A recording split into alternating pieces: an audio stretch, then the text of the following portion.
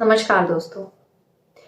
जब भी हम मोतियाबिंद का ऑपरेशन करवाने जाते हैं तो जो भी हमारा चेकअप होता है डॉक्टर के पास में, उसके बाद मरीज को देखता है काउंसलर के पास में भेजा जाता है।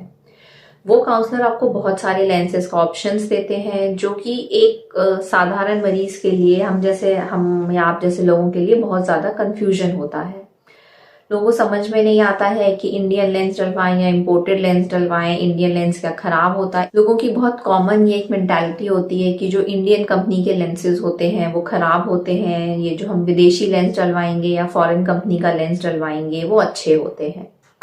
क्या सच में ऐसा होता है या ये सिर्फ हमारे दिमाग का एक मिसकंसेप्शन है? जो भी काउंसलर आपको एक लेंसेज की लिस्ट देता है उसमें से हम अपनी आंख के लिए सबसे सूटेबल लेंस कैसे चूज करें, तो आइए आज की इस वीडियो में मैं डॉक्टर पल्लवी मिश्रा इन्हीं सब बातों के बारे में आपको जानकारी दूंगी। पूरी जानकारी के लिए मेरे इस वीडियो को एंड तक जरूर देखिएगा और अगर मेरे वीडियो आपको पसंद आता है तो मेरे चैनल को सब्सक्राइब करिएगा और मेरे इस वीडियो को बाकी लोगों के साथ में शेयर करिएगा। तो चलिए बिना समय गंवाए शुरू करते हैं आज का ये वीडियो। अब मोतियाबिंद होता क्या है? जैसे जैसे हमारी उम्र बढ़ती है वैसे वैसे हमारे बाल सफेद होते हैं, हमारे चेहरे में झुर्रियां पड़ती हैं। लगभग ऐसा ही कुछ हमें मोतियाबिंद में भी होता है कि जो हमारा जो नॉर्मल पारदर्शी लेंस होता है वो अपनी पारदर्शिता खोने लगता है, वो हल्का सा पीला हो जाता है, कभी कभी सफेद हो जाता है और इसी को हम लोग सफेद मोतियाबिंद बोलते हैं। और क्योंकि वो अपनी पारदर्शिता खोने लगता है तो जो रोशनी होती है, जो लाइट होती है, उसके आर पार नहीं जाती है और जब आर पार नहीं जाती है तो चीजें हमें धुंधली दिखती हैं। तो मोतियाबिंद के शुरुआती लक्षण यही होते हैं कि हमको दूर की चीजों में धुंधलापन दिखने लगता है, हम रात में अगर गाड़ी चलाते हैं तो हमें दिक्कत आती है, हम अगर तेज धूप में निकलते हैं तो हमें चीजों को देखने में दिक्कत होती है, हमें पास की चीजें साफ दिखने लगती हैं, ये भी मोतियाबिंद का एक लक्षण होता है। अब मोतियाबिंद के ऑपरेशन में हम करते क्या है? मोतियाबिंद के ऑपरेशन में हम उस मोतियाबिंद वाले लेंस को जो अपनी पारदर्शिता खो चुका है उसको अपनी जगह से हटा देते हैं और वहां पर एक आर्टिफिशियल लेंस, जिसे कि हम लोग IOL या इंट्राओकुलर लेंस बोलते हैं, वो उसकी आंख में डाल दिया जाता है। अब सबसे बड़ा सवाल उठता है कि ये लेंस किस तरीके का होना चाहिए जो मेरी आंख के लिए सबसे ज्यादा सूटेबल हो। अब बात करते हैं कि इंडियन और इम्पोर्टेड लेंसेज में अंतर क्या होता है। मोतियाबिंद के ऑपरेशन के बाद में हम कितना देख पाएंगे, मतलब जो क्वांटिटी ऑफ विजन होता है, जिसको कि हम लोग एक हमारे पास जो चार्ट होता है जिसको हम पढ़ते हैं कि हम ऊपर से कितनी लाइनें पढ़ पा रहे हैं, वो आपका क्वांटिटी ऑफ विजन होता है कि आप कितना देख पा रहे हैं। वो तो इंडियन और इम्पोर्टेड लेंसेज में ऑलमोस्ट सेम ही आता है।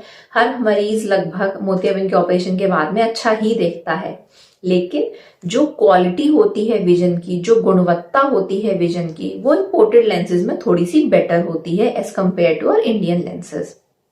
सेकेंडली, मोतियाबिंद के ऑपरेशन के कुछ महीनों या कुछ सालों के बाद लेंस के पीछे कभी कभी एक झिल्ली आ जाती है जिसे हम लोग पोस्टीरियर कैप्सुलर ओपेसिफिकेशन बोलते हैं। इस झिल्ली की वजह से मरीज को फिर से देखने में तकलीफ होने लगती है और इस झिल्ली को काटने के लिए हमें एक प्रोसीजर करना पड़ता है जिसे कि हम लोग YAG लेजर बोलते हैं। इम्पोर्टेड लेंसेज में मोतियाबिंद के ऑपरेशन के बाद में ये जो झिल्ली बनने की संभावना होती है ये हल्की सी कम होती है as compared to our Indian lenses. उनका जो स्ट्रक्चर होता है, उनका जो सब्सटेंस यूज किया जाता है उन लेंसेज को बनाने में, वो कुछ इस तरीके का होता है कि ये जो PCO बनने की संभावना होती है वो हमारे इम्पोर्टेड लेंसेज में थोड़ी सी कम होती है as compared to our Indian lenses. तो यही दोनों दो मेन डिफरेंसेस होते हैं। जो क्वांटिटी ऑफ विजन होता है वो लगभग सेम होता है, लेकिन जो क्वालिटी ऑफ विजन होता है, मतलब जो गुणवत्ता वाली बात होती है, वो हमारे इम्पोर्टेड लेंसेज में थोड़ी सी बेटर होती है। अब बात करते हैं कि हमारे पास और क्या लेंसेज के ऑप्शंस होते हैं। तो हमारे पास मोनोफोकल होता है, हमारे पास EDOF होता है, हमारे पास मल्टीफोकल लेंसेज होते हैं। एक बात मैं आपको बताना चाहूंगी कि जो पूरी दुनिया भर में जितने भी ऑपरेशन होते हैं तो उसमें जो 94 to 96% आंखों में मोनोफोकल लेंस ही डाले जाते हैं। रीजन बीइंग कि मोनोफोकल लेंस इस तरीके के लेंस होते हैं जो हर एक आंख में डाल सकते हैं, उसके लिए कोई कॉन्ट्राइंडिकेशन नहीं है, कोई मनाही नहीं है और हर इंसान को वो लेंस सूट भी करता है।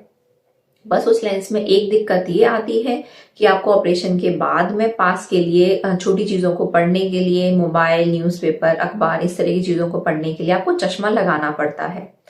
दूसरी बात आती है हमारे EDOF लेंसेज, मतलब जो extended depth of focus lenses होते हैं। ये वाले लेंसेज आजकल बहुत ज्यादा चलन में है, बहुत ज्यादा पॉपुलर है।